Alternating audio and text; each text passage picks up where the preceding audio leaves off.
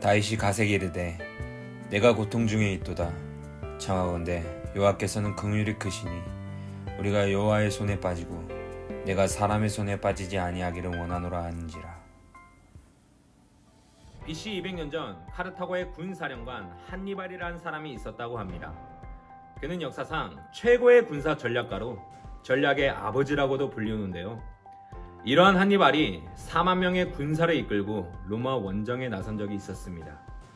그는 로마의 허를 찌르기 위해 알프스 산맥을 넘어가는 전략을 택했고, 그렇게 로마 원정을 시작하기 위해 알프스를 넘어가는 중 죽음의 계곡이라는 험지를 만나게 됩니다. 그곳을 본 병사들의 사기는 급격하게 바닥을 치기 시작했고, 이러한 상황에 한니발은 병사들에게 동기부여가 필요하다고 느꼈습니다. 그래서 그는 병사들 앞에서 승리와 안전을 외치며 지팡이로 바닥을 세게 두드렸다고 하는데요. 그런데 한니발이 지팡이로 두드린 사소한 충격 하나가 나비 효과가 되어 거대한 눈사태를 일으켰다고 합니다. 순식간에 덮쳐온 눈사태로 인해 한니발은 그의 군사의 절반을 잃었으며 남은 군사로 로마와 16년간 전쟁을 벌이다가 결국 원정에 실패했다고 합니다. 이처럼 리더의 사소한 행동은 군대와 국가에 큰 영향력을 끼치게 됩니다. 그런데 오늘 본문 말씀에도 한 리더의 잘못된 행동으로 인해 이스라엘 전체에 엄청난 영향을 미치게 되는데요. 그것은 바로 다윗의 인구조사 사건입니다. 한니발에게 이 지팡이가 흑역사였다면 아마 다윗에겐 인구조사가 흑역사였을 것입니다. 그리고 그 결과 다윗은 이스라엘에 코로나 바이러스를 능가하는 팬데믹을 가져오게 됩니다. 오늘 말씀은 다윗의 인구조사로부터 시작합니다. 다윗은 어느 날 그의 군사령관 요압을 부릅니다. 그리고 단에서 브엘세바에 있는 모든 백성의 인구를 조사하라고 명령합니다.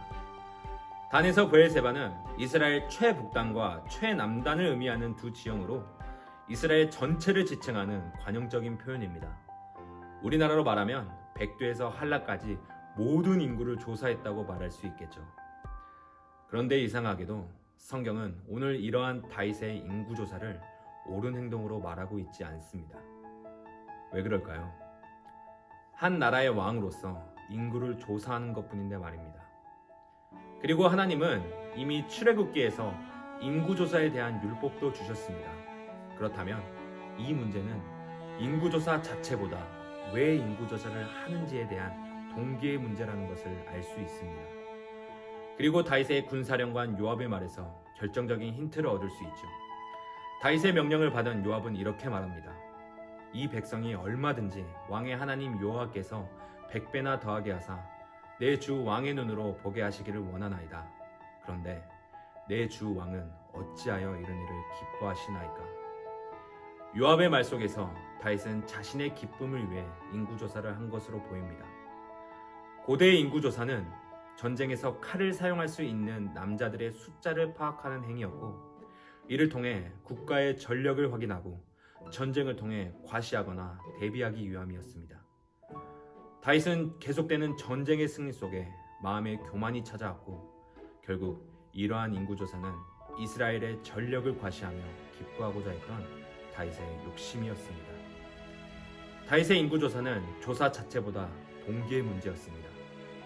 다윗은 언제나 여호와의 전쟁, 즉 하나님께서 승리의 원인이 되는 전쟁을 해왔습니다. 그런데 다윗의 마음이 변하여 사람이 많고 적음의 승패를 정하는 사람의 전쟁을 준비한 것입니다. 다윗은 인구조사 후 이 행동에 대해 회개합니다. 자신이 하나님의 손을 의지하지 않고 사람의 손을 의지했던 것을요. 그리고 하나님은 그런 다윗을 용서하십니다. 하지만 그가 저지른 잘못으로 인해 7만 명의 백성이 전염병으로 목숨을 잃게 되죠. 인구조사에 대한 말씀은 출애굽기 30장 12절에 명시되어 있습니다. 생명의 속전을 내기만 하면 인구조사 자체는 문제가 되지 않는다는 것을요.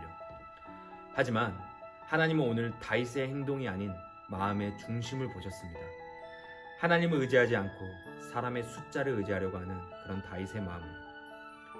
그리고 이것을 통해 하나님이 보시는 죄의 기준은 외면적인 행동뿐만 아니라 내면적인 믿음을 포함한다는 사실을 또한 알 수 있습니다. 로마서에서 바울은 믿음을 따라 하지 아니하는 것은 다 죄라고 말합니다. 이방인의 고기와 포도주를 먹는 문제에 있어 무엇을 먹고 마시는 일보다 먼저 그 사람의 중심이 어떠한가를 말하고 있는 거죠. 어쩌면 우리가 살아가면서 사소한 것 하나가 세상의 법적인 기준으로 보았을 때는 죄가 아닐 수 있습니다. 그러나 그 전에 하나님을 신뢰하지 않고 나의 노력과 성과로 세상에 자랑하려고 한다면 그것은 죄의 기준이 됩니다. 오늘 다윗의 인구조사 사건이 말해주는 것처럼요. 다윗은 화려한 업적을 가지고 있던 사람이었습니다. 그가 믿음으로 골리앗을 죽이는 장면은 교회 밖에서도 유명한 역사인데요. 그런데 성경을 보면 다윗의 업적만큼 그의 죄와 실수도 많이 기록되어 있습니다. 다윗은 밧세바를 간음하고 그의 남편을 죽였습니다. 또 다윗의 아들 암논과 압살롬을 통해 그가 자녀 교육에 실패했다는 사실도 보여주고 있죠. 그리고 그의 교만한 마음으로 인구조사를 한 결과 전염병을 통해 이스라엘 백성들을 죽음으로 몰아넣었습니다.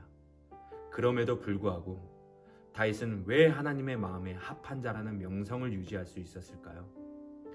그것은 바로 하나님의 마음을 분별했기 때문입니다. 흔히 다윗 하면 골리앗 앞에서도 믿음으로 담대히 나아갔던 용기를 먼저 생각하게 됩니다. 하지만 다윗의 진정한 믿음의 정수는 용기가 아니라 회개였습니다. 어떤 일에 앞서 용기를 내는 것보다 어려운 것은 나의 죄를 인정하고 회개하는 것입니다. 다윗은 죄로 인해 하나님으로부터 멀어지는 것보다 그 죄를 인정하고 회개하는 것을 더 기뻐하신다고 분별했기에 오늘 인구조사의 사건 또한 자신의 죄를 알고 하나님께 회개했습니다.